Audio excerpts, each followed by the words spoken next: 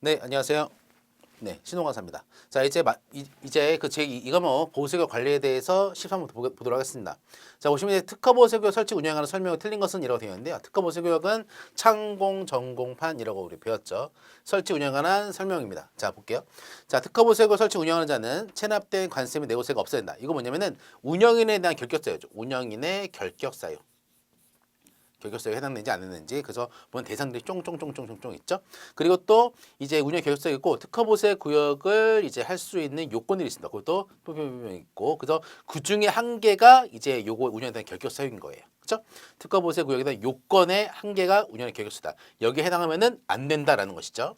자 보시면은 이제 체납된 관세및 내고세가 없앤다. 요거는 이제 맨 처음에 있는 거예요. 좀 보게 될 겁니다. 맞고 보수교 특허를 받으려는 자는 시간장계 특허 신청 수수료 납부한다. 부분은 특허 보수교를 하기 위해서는 수수료가 나옵니다. 그래서 기본 수수료가 있고요. 그다음에 면적당 수수료를 이제 분기별로 납부를 합니다. 그렇죠? 자, 4번 관선장은 보수교의 종류별로 특허 요건을 정하여 운영할 수가 있습니다. 특허를 갱신하는 자는 특허 신청서에 운영인의 자격을 증명하는 서류와 보수 운영에 필요한 시설 장비를 구비한 서류를 첨부해야 된다고 되어 있습니다. 갱신이죠. 특허를 이제 갱신하고자 하는 경우 만료가 돼가지고 자, 운영인이 장치품의 종류를 변경하고자 하는 때에는 세안에게 신고를 해야 된다라고 되어 있습니다. 그래서 특허를 받을 때에는 그 특허 보세 구역에 장치하는 부분이나 종류까지 같이 신청을 해서 특허를 받는 겁니다. 근데 이에 대한 종류를 변경하는 거예요. 자, 볼게요. 세안에 신고된다. 그럼 이게 틀렸습니다. 볼까요? 자, 보면 이제 승인이라고 되어 있습니다. 특허 보세 구역의 운영에는 장치품이나 종류죠? 종류를 변경하거나 특허 작업에 대한 종류 작업 원재료를 변경하고자 하는 경우에는 그거를 세관장에 제출하고 승인입니다. 승인. 신고가 아니에요. 승인은 얻어야 됩니다. 특허보세고 운영인이 법인인 경우에는 등기사항을 변경한 경우에는 보다 지체 없이 통보합니다. 자, 14번 세관장이 공동 보세구역을 특허할 수 있는 경우로서 틀린 것은 이라고 되어 있네요. 자, 공동 보세구역은 뭐냐면은 이제 보세구역 운영하기 위해서는 그 임대를 하거나 아니면은 보세 구역을 창고 등을 지어야겠죠.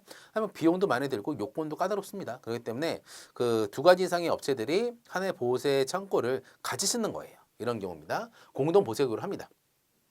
자, 정부 또는 정부 투자기관이 관리하는 보관, 비축시설의 관련 업체의 수입물품을 일괄적으로 보관하는 경우. 이것도 이제 정부 등이 관리하는 이제 비축물자들이죠. 이런 것에 대해서도 공동 보세가 가능합니다. 정보기관 등이 수입한 물품으로서 일괄하여 보관하고자 하는 경우, 뭐 우리나라 어디 공사 어떤 공사가 수입하고 어떤 공단에 수입하고 이것들을 한 군데에 보관할 수가 있다는 거죠. 공동 보세구역으로서. 자, 두 가지 이상의 수출입 업체가 공동으로 타인의 화물을 보관하는 경우, 이거 틀렸습니다. 타인의 화물을 보관하는 경우 그건 아니에요. 보면은 자기 화물입니다. 보면은 두 가지 이상의 수출 업체가 공동으로 자가 화물, 내물품을 보관하려는 경우에도 공동 보세구역이 가능합니다. 됐고, 그러니까 영업용으로 사용하는 게 있죠. 자가로 사용하는 것이죠. 그래서 타인이 틀렸고요. 자, 물류 관련된 법률에 따라서 물류단지를 운영하는 자가 입주 업체의 수용품을 일괄하여 보관하는 경우. 이제 물류단지를 운영하는 자가 한 해 창고를 지어놓고 여기다가 여러 명의 화조의 물품들을 보관하게 할 수도 있다. 이런 것도 물류단지에 대한 지원을 때문에 이런 제도가 있는 것이죠. 수출입법을 영위할 수 있는 중소기업 협동조합에서 이것도 이제 공공성이 있는 것이죠. 중소협동조합도 회원사의 수입 원자재 등을 수입하여 보관하는 것. 중소협동조합 뭡니까? 이건 이제 혼자서는 힘드니까 여러 단체들이 모여가지고 조합을 하나 만든 거죠. 그래서 그러한 조합에 있는 구성원들이 이제 물품들을 이제 보관하고자 하는 경우에는 이제 공동 보세와 특허를 할 수가 있습니다. 그렇죠? 자, 요 같은 경우는 이제 그 고시에 있는 겁니다. 고시 쪽에 있어요. 자, 공동보세교육도 시험 문제 나오는 것이고 공부를 해야 되는 겁니다. 보면은 사유가 상당히 많아요. 항상 그랬습니다. 사유가 많다 하더라도 고시에 있는 내용 같은 경우에는 30%로 압축해서 하시라. 그래서 원래는 특허보세교육은 각각 개별적으로 내야 되는 것인데 이러한 사유에 해당하는 경우에는 지원 그다음에 그러한 뭐 중소업체를 도와주기 위해서 공동보세교육으로 특허를 낼 수가 있습니다. 이거 했던 거고요. 둘 이상의 수출입 업체가 공동으로 자가화물 보관하고자 하는 경우. 두 번째, 정부 등이. 그러니까 이런 것들은 정부 등이라고 하면 되는 겁니다. 정부 등이 수입하는 물품을 일괄하여 보관하는 경우. 정부에 대한 지원이 있지. 3번, 수출입법을 영위할 수 있는 중소기업. 이것도 지원, 중소기업 지원하는 것이죠. 중소기업 협동조합에서 회원사의 물품들을 보관하고자 하는 경우. 그다음에 물류단지를 지원하기 위해서 입주한 업체의 수입품을 보관하는 경우. 그다음에 이것도 관광산업 지원하는 거죠. 관광 호텔용품센터라는 곳에서 회원사에게 공급할 물품을 일괄해서 수입해서 보관하는 경우. 뒷부분은 왜 필요가 없는 거야. 한국관광호텔용품센터가 자기네 회원사 물품들을 일괄해서 보관하고자 하는 경우. 그렇죠? 그러니까 주체들이 중요해. 주체들이. 그렇죠? 그다음에 6번 보시면은 정부가 비축시설에 관련 업체의 수입품을 또 보관하는 경우. 그렇죠? 제 공동보세 특허를 받으려는 자는 보세물 감시 단속에 지장이 없도록 시설과 관리소유 등은 사전에 세관장한테 보다 협의합니다. 협의.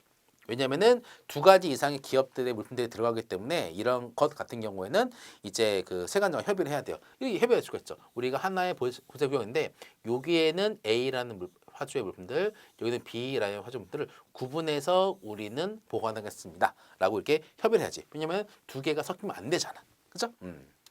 취지가 이런 것들이죠. 자, 15번 특허 보세 구역 관한 설명으로 틀린 것은 이런 문제입니다.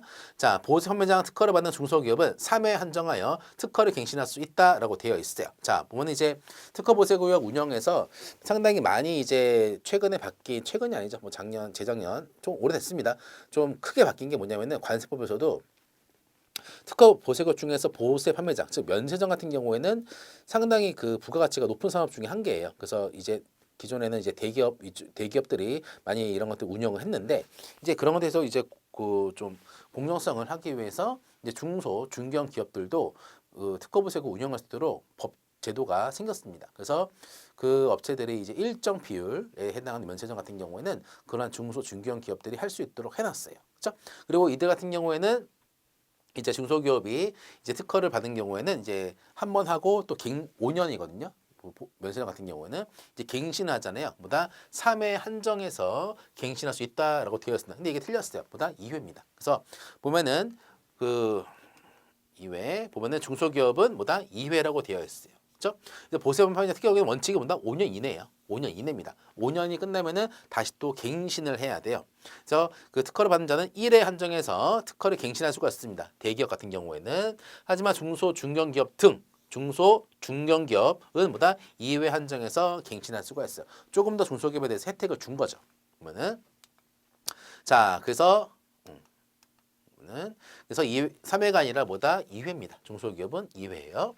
자, 특허 보세 구역 설치 운영하는 특허를 받는 자는 이미 받은 특허를 갱신하는 자, 특허 받는 자, 갱신하는 자는 수수료를 납부를 합니다. 특허 보세 무조건 수수료예요. 기본 수수료, 그다음에 분기별로 면적에 따라서 수수료를 내죠.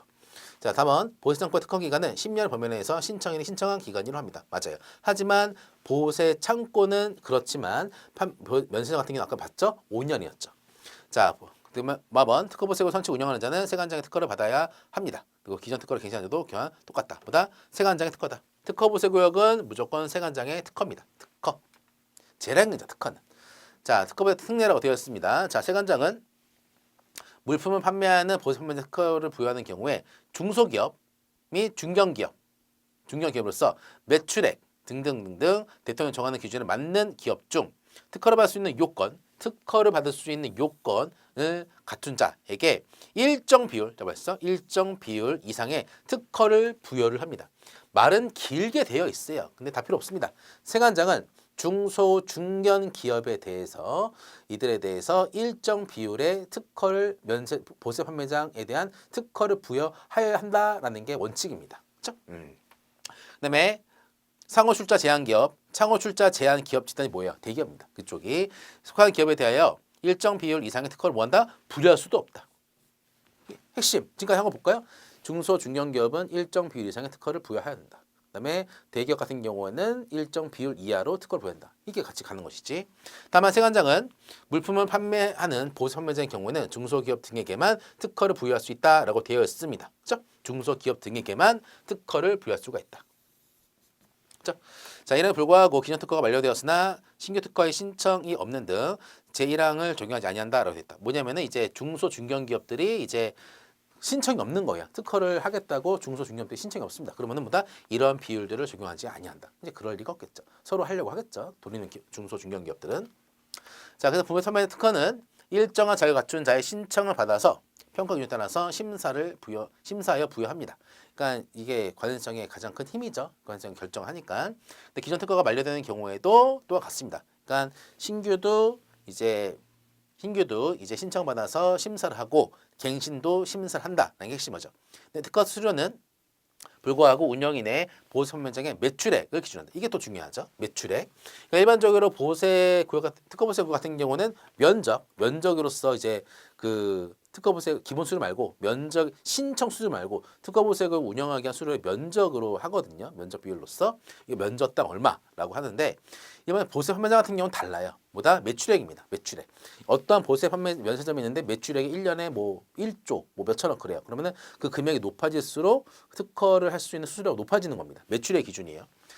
로 이제 달리 정할 수가 있습니다. 그다음에 보세만 특허 기간은 아까 5년이었죠. 중소기업은 이제 2회 한정해서 갱신할 수가 있고요. 일반 같은 경우는 1회 한정해서 갱신할 수가 있습니다. 그렇죠? 그러니까 연속해서 갱신 한 번밖에 안 돼요. 그 다음부터는 신규입니다. 그렇죠? 자, 16번 시내 면세점이 전자상거래에 판매되는 외국품을 구매자에게 인도하기 위한 인도장이 아닌 것은. 그렇죠? 이것도 아까 지문을 봤던 겁니다. 보면은 초고장 보세구역 내 설치한 장소, 외국 매역선, 외국 선박의 선내, 막고 통과 중에 통관 장소, 항공화물 탁송 보세구역, 탁송으로 보내는 경우, 그다음에 시내 면세 매장. 얘는 시내 면세 매장은 전혀 상관이 없죠. 시내 면세점에서 여러분들 물품 사봐요. 안 줍니다 거기서. 그렇죠? 이제 공항 가야지 줘요. 항만이나. 자, 그래서 인도장 같은 경우에는 이렇게 정의 규정이 있어요. 시내 면세점, 전산거래소, 판매 구매자에게 인도하기 위한 곳으로서 다음 언어에 해당하는 장소라고 되어 있습니다. 이들만 이제 인도장이 되는 겁니다. 자, 출국장 내 보세구역 내 설치한 장소 이게 가장 많죠. 여러분들 이제 해외 여행 가는 경우 비행기 타고 여행 가는 경우에 이제 인도장 가서 물품 받죠. 이게 바로 가번이에요. 나번 이제 선박이나 비행기 타가지고도 받을 수가 있죠. 통화 우체국의 세관 통화 장소 이거는 이제 우체국으로 내가 산 물품들을 이제 보내기 위해서 붙이는 경우, 그렇죠? 그다음에 특송으로 또 붙이는 경우, 그렇죠? 기타 세관장이 지정한 보세구역이 인도장이 될 수가 있습니다. 17번 특허 보세구역 장치기간입니다. 설명으로 틀린 것은 자 장치기간. 근데 여기서 많이 틀리는 게 이제 알면서 틀리는 거예요. 보면은 특허 기간이 있고요. 특허 기간이 있고 장치 기간이 있습니다. 두 개는 달라요. 두 개는 다릅니다. 그래서 특허 기간 있고 장치 기간인데 장치 기간도 중요한 게 뭐냐면은 보세 이제 창고가 있고요. 기타 특허 보세로 구분이 돼요. 이게. 그래서 창고 같은 경우에는 이제 내국 물품, 외국 물품, 그다음에 이제 장기, 비축 물품 등이 있어요. 그래서 얘네 다 모두 1년의 범위에서 관성장, 1년 범위에서 관성 정하는 기간이고 얘는 뭐다? 비축에 필요한 기간이에요. 근데 내국물 같은 경우는 연장이 안 됩니다. 하지만 외국물 같은 경우에는 또 1년 범위에서 연장도 가능해요. 이게 결론입니다. 그리고 나머지 같은 경우에는 장치 기간은 뭐다? 나머지 특허보세국은 그 장치 기간과 동일하다라는 거. 자, 창고만 이게 있는 거죠. 왜냐면 창고 같은 경우에는 그 물품들을 보관하는 게 목적이니까 다른 것 같으면 다르게 이게 있는 겁니다. 자, 보세 창고의 장치 내 외국 물품 얘는 제외죠. 얘는 제외하고 얘는 뭐다? 1년의 범위에서 관세청장이 정하는 기간 동안이 장치 기간이에요. 하지만 연장 가능하죠. 시간이 필요하다 인정하는 경우는 1년 범위에서 그 기간 연장할 수가 있다. 맞고요. 자, 내공품입니다. 내공품도 역시 얘는 제외하고 뭐다? 1년 범위에서 관세청장이 정하는 기간 연장됩니까? 연장이 안 돼요. 자, 보세창고에 장치된 정보 비축 부품은 정보의 계약을 이용해서 비축하는 물품 등 같은 경우는 비축에 필요한 물품입니다. 맞고 보호창고와 그 밖의 특허보세구역은 해당 특허보세구역의 특허기간, 특허기간이 여기로 오는 것이죠. 세관장 물품 관리 필요하다고 인정할 때는 특허보세구역의 물품을 장치하는 기간에도 화주에게 그 물품을 반출을 명할 수 있다라고 되어 있습니다. 그렇죠? 물품 관리 필요하다고 인정할 때는 특허보세구역의 물품을 장치한 기간에도 화주에게 그 물품을 반출 명할 수가 있다. 화주가 아니죠. 그렇죠? 운영인이 관리하는 것이죠. 운영인에게 반출 명할 수가 있는 것이죠. 그렇죠? 장치 기간임에도 불구하고 이 물품은 여기에 장치하기에 부적당해 한 경우에는 화주한테 전하는 게 아니에요. 그 물품을 실제 보관하고 있는 운영인에 전화해가지고 그 물품 빼세요라고 하는 겁니다. 그럼 운영인은 그때서야 화주한테 전화하겠죠. 이거 세관에서 이거 물품 빼야 된대요. 그렇게 하는 겁니다. 자, 그래서 장치 기간입니다. 그래서 아까 설명드린 것처럼 이제 특허보세 장치 기간은 두 가지로 쪼개집니다. 보세 창고랑 기타로서. 그래서 창고 같은 경우는 외국, 내국, 비축 물품으로 또 쪼개지죠. 그렇죠? 아까 그래서 외국품만 1년 연장 가능하고 남이 똑같다. 그다음에 정보 비축 물품, 방정모수 국이라고 했습니다. 저는 방위산업용 물품들, 정보 비축 물품들, 그다음에 수출용 원재료, 수출 보수용품, 그래서 세관장이 인정하는 물품. 이것도 중요해요. 세관장 인정하는 거, 관세청이 아니라 세관장 인정하는 물품 같은 경우고 국제물 촉진을 위해서 관세청이 정하는 물품 같은 경우보다 비축에 필요한 기간. 그렇죠? 세관장이 정하는 물품이다 이거는. 국제물 촉진을 위해서 관세청장이 있는 국제물류랑 관세청이 연동이 된다. 그다음에 세관장 물품 관리 필요가 있다고 인정된 경우에는 운영이죠. 운영인은 다 운영에 관리하는 거예요. 운영시키는 겁니다. 즉 운영인에게 반출을 명할 수가 있습니다. 그 운영인이 맞죠. 아까 그 화주가 아니라. 18번 세관장이 보수작업의 종류 및 특수성을 감안하여 보세공장의 설치, 운영 특허를 제한할 수 있는 사유로서 틀린 것은 이라고 되어 있습니다. 자, 보수작업의 종류 특수성을 감안해서 보세공장이죠. 설치, 운영 특허를 제한할 수 있는 것 있죠. 자, 보시면은 이것도 중요한 거예요. 고시 문제가 나왔습니다. 그래서 보세 공장이 이제 좀 특이하게 보세 구역인데 불구하고 제조 가공을 할 수 있는 곳이 이제 보세 공장이죠. 그래서 보세 공장 같은 경우는 중요한 게 제조예요. 제조입니다. 제조. 그렇죠? 부가가치가 일어나야 돼, 우리나라에서. 그렇죠? 자, 보시면은 HS 품목 분류의 변화를 가져오는 조립 작업을 하는 거. 조립은 제조입니까? 가공입니까? 아니에요. 조립은 단순히 끼워 맞추는 겁니다. 그렇죠? 이거를 이제 제조 가공으로 볼 수가 있냐? 아니라는 거예요. 볼까요? 자, 보시면은 자, 보시면은 고시에 있어요. 고시를 보면은 이제 보수 작업입니다. 자, 보면은 물품의 보수 작업 범위는 다음 각호 어느 하나며 HS상 품목 분류의 변화를 가져오는 것은 보수 작업으로 인정하지 아니한다라고 되어 있어요. 그렇죠? 그러니까 얘는 뭐야? HS상 품목 분류의 변화를 가져오는 것은 보수 작업이 아니다. 아니라는 거예요. 그러니까 보수가 뭡니까? 물품을 성질을 이제 계속 유지시키기 위해서, 현상을 유지시키기 위해서 하는 게 보수 작업이에요. 근데 이제 보면은 보수 작업에 대한 특허의 제한이라고 되어 있죠. 그게 이 25조 제1항입니다. 25조 1항, 즉 뭐냐? 보수 작업만을 목적으로 하는 경우. 보세요. 다시 보세 공장은 뭘 하는 곳이다? 제조를 하는 곳이다. 제조를 하는 곳입니다. 제조. 근데 보수 작업은 뭡니까? 보수 작업은 물품의 현상을 유지하기 위해서 물품의 성질이 변하지 않은 범위 안에서. 즉 이거는 제조가 아니에요. 그렇죠? 그래서 보면은 이제 보수 작업을 하는 이 어떤 사람이 나는 특허 보색으로서 보세 공장 하고 싶습니다. 나 특허 내주세요.라고 했어요. 근데 너는 어떤 작업 할 거니? 아, 저요. 저는 이제 그 보수 작업에 해당하는 그 조립 같은 것만 할 겁니다. 그래? 그러면 제조가 아니잖아. 그렇죠? 이게 하는 거예요. 그러면은 얘는 그 보세 공장 할 수가 없다는 거지. 그래서 이러한 제조가 아닌 것들은 보세 공장 특허를 안 하겠다는 것이죠. 그렇죠? 자, 그래서 보수 작업만을 목적으로 하는 경우라고 되어 있다. 이런 경우는 뭐다? 특허를 안 내주겠다라는 거야. 근데